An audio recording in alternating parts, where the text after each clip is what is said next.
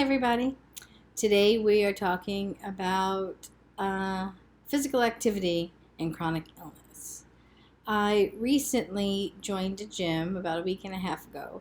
It's the first time that I have joined a gym or worked out in a proper setting in maybe 10 or 12 years. So way before I hit the really height of my illness and lack of ability to do anything.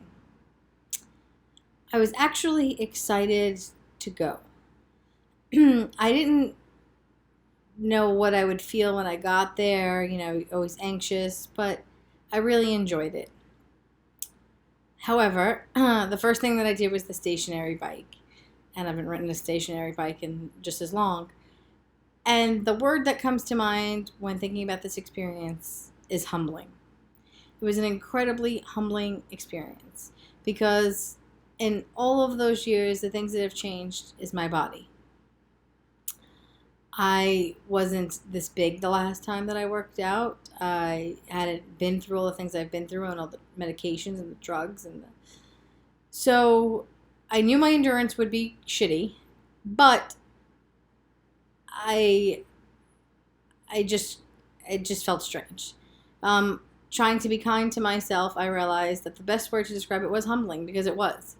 I didn't realize how, not even out of shape, but how, I guess out of shape I was, or just not used to it. But I was an eager beaver, so I was happy to be there. The next thing that I did was the treadmill. So I was on the stationary bike for about 15 minutes, all gung-ho, listening to my music, doing my thing. I decided to try the treadmill. Treadmill was always my preferred workout of choice when I went to the gym. I used to be on there for hours at a time. And I started out real slow. I knew that I wouldn't be able to go as fast as I used to or any of those other things. But I was just checking to see how I was going to feel. I know a lot of chronic migraineurs can't work out. The endorphins or whatever you get from it trigger migraine attacks. So I was just really just trying to be hydrated and take it easy and get a feel for being on the machine that was moving and not be dizzy or anything like that. And I was doing really well. And I had this giant epiphany while I was on the machine. It's not just that I'm in a different body and I'm working out. It's that the last time I was at a gym or had a gym membership, I had an eating disorder. Now, I never made myself physically ill. I've never had that ability to make myself throw up.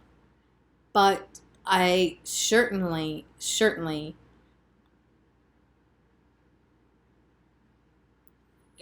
constricted what I ate and was very internally, mentally abusive to myself. I constantly agonized over what I ate and really tried not to. But more than that, it was really about being in the gym. I dragged myself to the gym and I hated it. And that's what I really noticed about the difference between the handful of times I've been to the gym since I joined versus my past experience, is that I actually looked forward to going now. And I didn't in the past. I mean, if I wasn't at the speed that I thought that I should be at on the cardio machines, if I wasn't going for X amount of minutes, I couldn't be on the treadmill for 36 minutes if it wasn't at least 45 or an hour and a half or whatever it was. I had the bar set so ridiculously high. And it was very common for me to work out 2 hours at a time, which is unnecessary. It wasn't about just health or getting out. It was just about my weight. And in my early 20s, I went from like maybe a 7 or an 8 in women's clothing to down to a 0. I looked ill. Those pictures, when I look back at those years of myself, I don't like what I see because I can see a sick person. And so now, as I'm on the treadmill last week, all of those images came flooding back to me. And so now I realized that I had a challenge that I didn't even know I would have to deal with, was not only getting my body back in shape and, conquering the machines. It was about my mind more than anything else, more than my body. More than my body's endurance, it was my mental endurance. how do I reprogram myself? You know, like they say, you have muscle memory. Like they always learn. It's like riding a bike. Once you've learned it, you will always remember how to do it. But I had some kind of muscle or mental memory about being in a gym, and even though it was a different gym, it was totally different circumstances. I have to work on being kind to myself. I don't want to push myself so hard that I hate going. I don't want it to be a chore. I want it to be something that is, of course, healthy for me, but also mentally healthy for me. You know, while I was walking, and I was just happy that I was able to do it, quite frankly. And I knew I wasn't at a speed that I would have ever allowed for in the past, but I didn't care. I was trying to just be grateful and present that I was in the moment and doing it. And it's something I'm going to have to constantly work out, that balance of you went there, you did it. But of course, like, I don't want to go easy on myself, but I don't want to push myself. There's got to be some kind of median, something in the middle where I know that I'm not just being lazy when I get there, or like, but at the same breath, like, I got to the gym, whether I was there for 30 minutes or 40 minutes, or one day I did an hour, but now today I can, or I don't feel like it. And that's okay. Being okay with limitations that I'm allowing myself to feel, but not limitations because I'm chronically ill. And so that's something that is also very new to me. I'm not doing this to lose weight. I'm doing this to be healthy. Of course, I'm trying to make healthier food choices, and, I cook a lot, so that helps. But I'm going to still eat pizza every Friday. I wouldn't be the queen of fucking everything if I didn't. If you're following me on Instagram or any social media at the Queen Blogger, you know I eat pizza every Friday. I love that, and I'm not going to stop that. I will eat McDonald's. I don't really love it, but I'll get it down there every once in a while. I'm going to have a craving, I'm going to eat it, I'm going to move on with my life. I'm going to try to be better because I want to be healthy. But I have to tell you that, like, this burst of inspiration in joining the gym really didn't even start with me. It was my mom. If anybody has read my blog, it's thequeenoffuckingeverything.com. There is a hyphen where the U would be in fucking. You're Googling it. She had heart valve replacement surgery in October. Recently completed her cardio rehab, and was the one that was motivated to keep her heart healthy and wanted to join the gym. And it's always easier when you have somebody to go with. And that's never really been my experience. I find it funny because when I used to go to the gym like a lunatic way back when, I was always begging my mother to come, and she hated it. But now she's the gym rat, and I'm proud of her, and it was inspiring. And so now it's got me on my own little journey here. And I think that watching her in the gym and her attitude towards it, because she wasn't somebody that like lived in the gym or anything like that, but now was always on the treadmill and the bike at cardio rehab, and like the things that they taught her, like just do as much as you can, go at the speed that you can, and kind of like that, and work your way up. That's what sort of changed my mindset. And once I realized I've realized it before, but I had forgotten, I guess, and mixed everything else, how poor my mindset was before about working out. And, the thing about having chronic migraines is, even if the days that I'm not having a chronic migraine attack, there are so many other symptoms and so many other things that you feel all the time. You get used to it, but usually you have some pain or some kind of something, one way or another. Some part of your body is acting up because nothing is quite right. And so I have to really allow myself to be on this journey and just take it for what it is. Because it's very, very easy to fall back into old behavior. And it sucks the joy out of it, quite frankly. And I'm getting out of the house, I'm doing something. Why do I have to suck the joy out of an activity that doesn't need to be so painful? So that's where I'm at. I'm trying to really just be present. The other thing is about my very first gym visit. I sound detached maybe now, but it was a very emotional day for me. It was emotional because I was nervous, I was excited, I had a lot of feelings.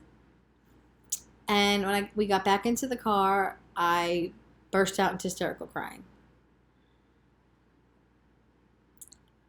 It was a release, but also as I was working out, I realized that this was one more thing that my chronic migraine illness took from me. You know about the obvious things. You're not leaving the house, you're not going to work. But it also took out my ability to work out or take care of myself in any other way besides worrying about if I was in pain or dying or not. And that's not even being dramatic. It's being honest, because that's something that you worry about.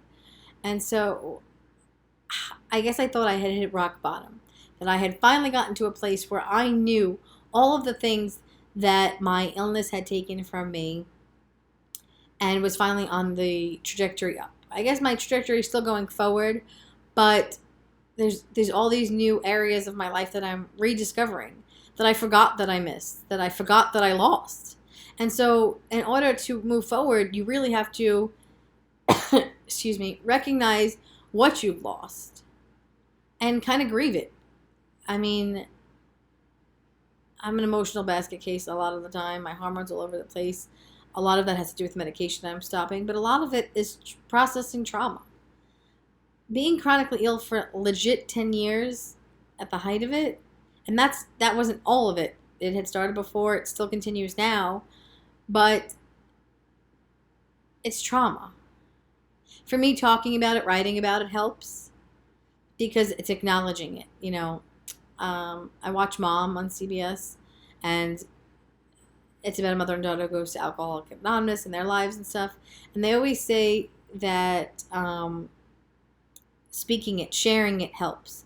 I know that's like a really key component of AA. I've never been, but I think that's true. Sharing your story, sharing it, speaking it into the universe, right? Like, I believe in speaking things into the universe to will them to be, but I think sometimes you also need to speak it into the universe to access the demon, as it were. Let it out. And for me, I'm the kind of person that once I have a thought or an emotion, it's very hard to keep bottled in. I can't keep things in. It's not good for me. I have to get it out. If you've annoyed me in some way, I have to tell you, because I can't hold it. And so that's how I'm treating my illness. Like a person I had a relationship with that I need to just speak it. This is a new page, a new start for me.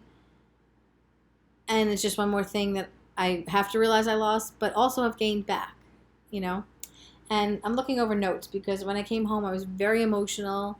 I was going to record our talk today then, but I didn't. And I had all these feelings. But now, in the week and a half since, I've spoken about it with other people, I've shared. So I feel like I'm in a good place about it. It's just baffling how many parts of a life you lose when you're dealing with chronic illness. And having to acknowledge now that I know that there will be other parts that I'm not even remembering now that I've lost, as I gain them back, will each feel like a mini graduation for me. So I'm trying to be good to myself. I'm trying to just take it one day at a time, or one brick at a time, as my brother would say. So, yeah. So that's what I want to share with you about my gym story. So I will keep you posted on my progress, but it's going to be a very long road. And I have to accept that going to the gym 4 times in a week is not going to change my endurance level. But patience is a virtue, as they say. So we shall see. So I encourage you all out there to be kind to yourselves and to stay migraine free. And I hope everyone's getting the help that they so desperately need, and that these talks are helping everybody. Until next time.